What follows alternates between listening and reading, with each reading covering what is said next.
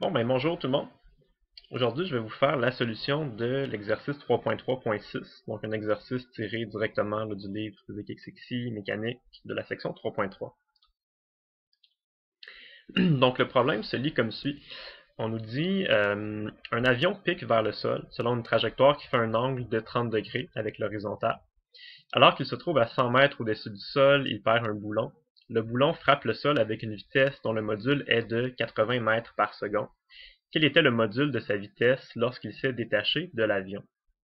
Donc, juste en lisant la question, on peut voir, là, ou en tout cas deviner ou déduire là, assez rapidement qu'il va s'agir d'un problème de conservation de l'énergie faisant intervenir là, une force de gravité. C'est la seule force en fait qui va agir sur le boulon à partir du moment où il va se détacher. Il n'y a pas de tension dans le problème, il n'y a pas de corde, là, il n'y a pas de ressort non plus. Donc vraiment la seule force qui va agir sur le boulon qui s'est détaché de l'avion quand il va être en train de tomber, c'est la force de gravité.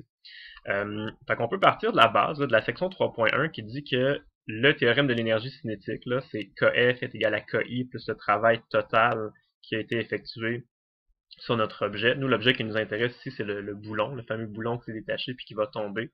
Et c'est ça, dans certaines situations qu'on verra là, plus tard dans les sections 3.4 et les suivantes, ça se pourrait qu'il y ait plusieurs forces différentes qui agissent sur un objet. Donc le travail total qui agit sur un objet, ça pourrait être la somme de plusieurs travaux qu'il faudra calculer séparément et additionner tout ensemble. Mais dans la section 3.3, on se limite à des situations dans lesquelles c'est seulement la force de gravité qui va faire un travail. Parce qu'il n'y a pas d'autre force, tout simplement. Donc, ça repart de la situation générale, sauf que le travail total, dans ce cas-ci, ça va être seulement le travail qui est fait par la force de gravité. Et comme on a vu dans la section 3.3, le travail qui est fait par la gravité, on peut le calculer de différentes façons, mais ça revient toujours à calculer la différence d'énergie potentielle, donc l'énergie potentielle initiale, moins l'énergie potentielle gravitationnelle finale. Donc si on remplace notre équation ici en assumant que le travail total, c'est juste le travail qui est fait par la gravité, qui est UGI moins UGF, et qu'on prend notre terme UGF et qu'on le change de côté, on le ramène à gauche, il va changer de signe, on obtient comme équation ceci. Donc KF plus UGF est égal à KI plus UGI. Ça, c'est l'équation qui nous exprime là, la conservation de l'énergie. Donc, il nous dit que l'énergie va toujours être conservée. C'est d'ailleurs là, ce que je vous avais expliqué dans la petite animation là, que j'ai utilisée quand j'ai fait ma vidéo du cours théorique là, de la section 3.3. Donc, on peut imaginer des petites barres d'énergie comme ça. Et ce que l'équation ici nous indique, c'est que ça nous indique tout simplement que l'énergie cinétique peut se transformer en énergie potentielle gravitationnelle et inversement. Okay? Mais la somme de ces deux énergies-là va toujours être conservée. C'est ça qu'on appelle le principe de conservation de l'énergie. Donc, dans ce cas-ci, ce qui va arriver, c'est que à l'instant initial, euh, par exemple, le boulon pourrait avoir là, déjà une certaine vitesse, parce que l'avion va déjà à une certaine vitesse, et le boulon va être à une certaine hauteur. Il va donc avoir une certaine quantité d'énergie potentielle gravitationnelle.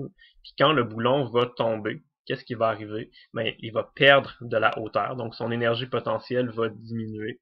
Et en diminuant, cette énergie potentielle-là, elle va se transformer en énergie cinétique, ce qui fait que quand le boulon va arriver au sol, il va aller plus vite que quand il s'est détaché. C'est normal, parce qu'en tombant, là, il va accélérer vers le bas, sa vitesse va augmenter. Donc, c'est un peu l'équivalent de du petit bout aussi de quand le pendule est en train de descendre. Donc, quand le pendule est en train de descendre, ben, il perd de l'énergie potentielle. Puis vous voyez, son vecteur vitesse augmente. Le module de la vitesse va augmenter.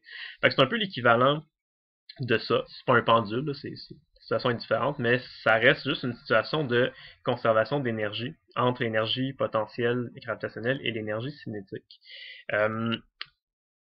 C'est s'exprime par cette équation-là. Donc, si on se rappelle de nos formules qu'on a vues, l'énergie cinétique, c'est 1,5 mv carré, et l'énergie potentielle gravitationnelle qu'on a vue à la section 3.3, c'est m fois g fois y. On peut simplement remplacer les définitions dans cette équation-là, et on obtient une équation qui contient 4 termes comme ça. C'est avec cette équation-là qu'on va devoir travailler, remplacer nos valeurs isolées pour calculer notre résultat numérique. Okay. La seule chose qu'il faut faire attention, qu'il faut être prudent de ne pas oublier, c'est que quand on utilise quand on fait des calculs avec l'énergie potentielle gravitationnelle, il y a une petite chose à faire attention dans cette équation-là, c'est que cette équation-là est correcte, là, elle fonctionne, c'est une bonne équation, mais pour l'utiliser, on est obligé d'utiliser un axe Y qui pointe vers le haut. Si on utilise un axe Y qui pointe en diagonale ou vers le bas, ça ne marchera pas. Il faut vraiment obligatoirement là, utiliser un axe Y qui pointe vers le haut. Fait que si on fait un petit schéma rapide de la situation, imaginons un axe XY là, avec un axe Y qui pointe là, bel et bien vers le haut. Fait que si on regarde dans notre situation, on dirait que c'est un avion là, qui est en train probablement de s'écraser. On dit qu'il pique, là, il pique vers le sol avec un angle de 30 degrés par rapport à l'horizontale. Donc ça pourrait ressembler à quelque chose comme ça. L'avion est en détresse, là, probablement est en train peut-être d'aller s'écraser. Donc il est en train de diriger comme ça vers le bas, 30 degrés par rapport à l'horizontale. Et c'est là qu'il va perdre un fameux boulon. Là. Fait qu'on imagine qu'il y a un boulon quelque part là, sur l'avion qui va se détacher. Quand le boulon va se détacher, ben il va se retrouver tout simplement en chute libre. Il n'y a aucune force qui va agir sur lui à part la gravité. Puis quand la seule force qui agit sur vous, c'est la gravité, vous allez être en chute libre. Donc le boulon va juste faire une espèce de trajectoire parabolique là, et il va tomber éventuellement au sol. Donc, c'est à ça que ça ressemble à la situation.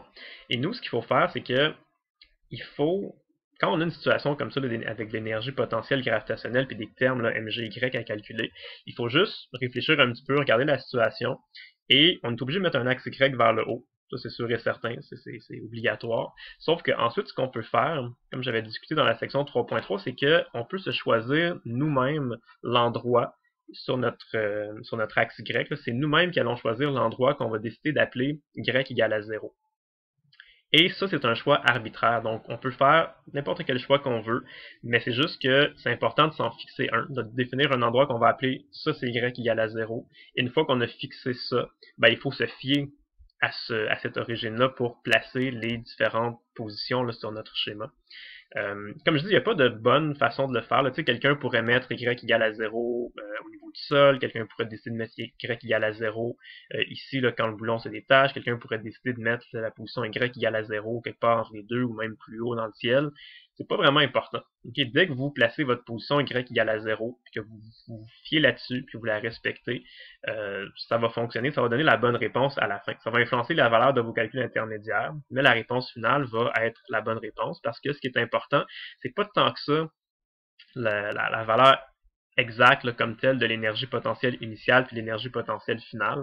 La chose qui est vraiment importante, c'est juste la variation d'énergie potentielle qui va se produire dans notre problème. Donc ici, là, on comprend qu'on lit la question que notre boulon va juste tomber d'une hauteur de 100 mètres. Fait un objet qui tombe de 100 mètres, ça correspond à une certaine différence d'énergie potentielle. Donc un objet qui tombe de 100 mètres et perd un certain nombre de joules d'énergie potentielle, et ce nombre de joules perdus-là va se convertir en énergie cinétique. Fait que ça, il n'y a pas de meilleur choix nécessairement, ok? Sauf que c'est sûr que, comme je vous avais expliqué dans la section 3.3, stratégiquement, le mieux à faire, c'est de regarder dans notre problème, c'est quoi le point le plus bas dans notre problème qui va survenir, et ce point le plus bas là qui va survenir, stratégiquement, si vous appelez ça Y égale à 0, ça va être plus simple parce que en ayant ça, premièrement, ben, il y a un des termes ici qui va être égal à 0. Là, si la position la plus basse, cette position-là correspond à un endroit qu'on appelle Y égale à 0. Et l'autre chose que ça va faire aussi, c'est que si le point le plus bas de votre problème, vous l'appelez Y égale à 0, ça veut dire qu'il n'y a jamais rien qui va se produire en dessous de ça. Donc, vous n'aurez jamais de valeur de Y négative dans votre problème. Donc, toutes vos valeurs d'énergie potentielle vont être soit 0 ou des valeurs positives. Donc, en manipulant uniquement des valeurs positives, vous avez probablement moins de chances de vous tromper dans vos calculs, moins de chances de faire des erreurs de signe. Ça risque juste d'être plus simple. Okay. Moi, c'est ce que je vous conseille de faire. Ça, c'est un cas relativement simple. On n'a pas trop besoin de se poser de questions. Des fois, vous allez rencontrer des cas un petit peu plus compliqués. Mais dans cet exemple-ci, par exemple, moi, personnellement, ce que je ferais, c'est que je regarderais ça, je me dirais, bon, ok, le point le plus bas, là, intéressant dans notre problème, c'est quand le boulon va atteindre le sol. Donc, naturellement, je ferais le choix d'appeler le sol la position Y égale à 0. Okay, donc, si je fixe la position Y égale à 0 comme étant au niveau du sol, ben là, si je veux respecter cette position Y égale à 0 là, je vais être comme obligé d'appeler cette position-là, l'endroit où le boulon se décroche, là, je vais être obligé d'appeler cette position-là Y est égal à 100. Okay.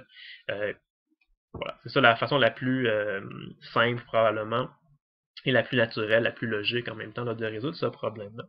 Maintenant, la chose qu'il nous reste à faire, c'est de bien définir sur notre schéma qu'est-ce qu'on va appeler le point initial, qu'est-ce qu'on va appeler le point final.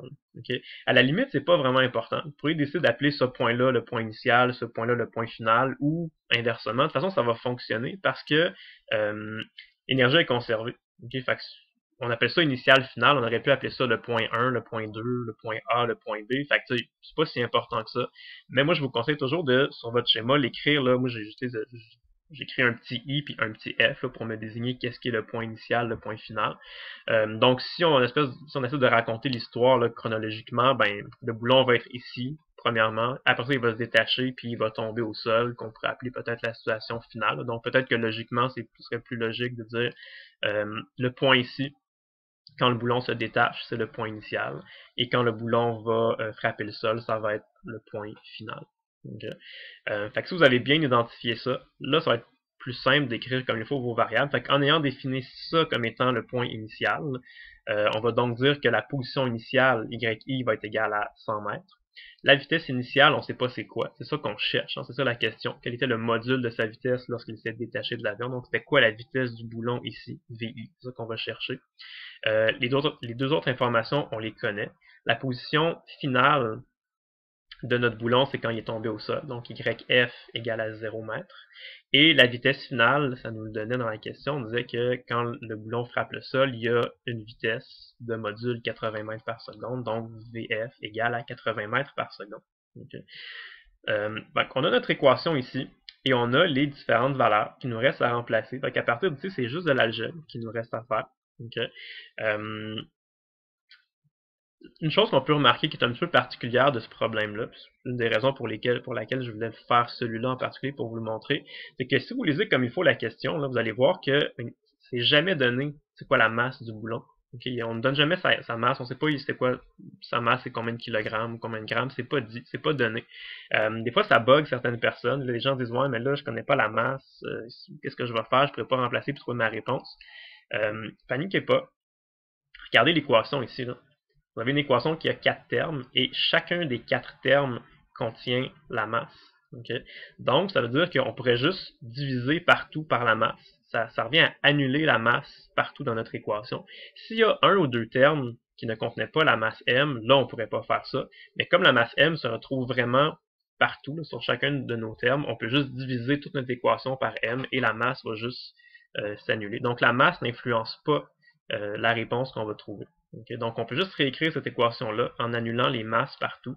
Ça va juste se résumer à ça ici. Donc, 1 demi VF carré plus G fois YF égale 1 demi VI carré plus G fois YI. Et là, ça va bien parce que on a 4 inconnus. On a plusieurs variables. On connaît toutes les variables sauf la valeur de VI. On a juste à remplacer. Le G, c'est 9.8, évidemment. Et on remplace les chiffres qu'on a ici. Et on isole VI. Ça se fait très bien. Donc, si on fait ça, on va obtenir que VI au carré est égal à 4440. On effectue la racine carrée de chaque côté. Donc, mathématiquement, là, si VI carré égale 4440, en effectuant la racine carrée, on aurait 66.6. Techniquement, on aurait un plus ou moins, parce que quand on fait la racine carrée de chaque côté, ça fait intervenir une solution plus et une solution moins. Mais ici, évidemment, là, on cherche le module de la vitesse. Fait que le module de la vitesse, c'est sûr que c'est quelque chose qui est positif. Donc la réponse, c'était que le module de la vitesse, c'est 66.6 mètres par seconde. C'est ça la bonne réponse de l'exercice 3.3.6. Okay. Juste avant de terminer, juste vous faire remarquer que dans la question, là, il était mentionné un angle de 30 degrés. On dit l'avion pique du nez là, de 30 degrés par rapport à l'horizontale. Et vous voyez que pour résoudre notre problème, on n'a jamais eu besoin d'utiliser cet angle de 30 degrés-là. On a utilisé l'équation ici de la conservation d'énergie, on a remplacé les valeurs qu'on connaissait, et c'est comme ça qu'on a trouvé notre valeur pour la vitesse initiale, là, quand le boulon va se détacher. Ça va arriver, dans certains cas, que vous ayez des fois des informations comme ça qui ne servent à rien, ou en tout cas qui ne sont pas vraiment utiles pour résoudre le problème. C'est sûr que cet angle-là, il y a une influence. Hein, ça va influencer la trajectoire exacte que notre boulon va avoir. Mais dans la question qui nous était posée ici, si la seule chose qui nous intéresse, c'est de trouver c'est quoi le module de la vitesse finale, on n'a pas besoin de l'angle. L'angle ne va pas influencer cette réponse-là. Que l'angle soit le 30 degrés, 20 degrés, 10 degrés, ça ne changerait rien. Ce serait toujours une vitesse finale de 66.6 mètres par seconde. Okay? Si on avait voulu, si la question ça avait été quelque chose de différent, si on avait voulu chercher par exemple là, pendant combien de temps est-ce que le boulon va rester dans les airs, ou ça va être quoi l'angle du vecteur vitesse là, du boulon par rapport à l'horizontale quand il va frapper le sol, ou ça va être quoi la distance horizontale que le boulon va franchir là, avant de tomber sur le sol. Donc ça, ce serait des questions qu'on n'aurait pas pu résoudre en utilisant la conservation d'énergie. Ça aurait été des questions pour lesquelles on aurait dû utiliser les équations du MUA, les équations de la cinématique que vous avez vues dans le chapitre 1. Okay? Donc c'est pour ça que je vous disais dans la section 3.3 que le principe de conservation de l'énergie, c'est relativement simple à utiliser. C'est quand même assez facile à utiliser. Ça fait des équations qui se résoudent là, assez facilement. Sauf que la conservation de l'énergie, c'est comme spécialisé, si vous voulez, pour trouver des modules de vitesse finale. Okay? Vous ne pourrez pas trouver un temps de chute ou une distance horizontale parcourue avec la conservation d'énergie. Ça va juste vous permettre de trouver facilement le module de la vitesse finale. Mais si c'est ça la question, si on vous demande de trouver le module de la vitesse finale, ben tant mieux, profitez-en, utilisez la conservation d'énergie parce que c'est ça c'est comme la spécialité là, de la conservation d'énergie.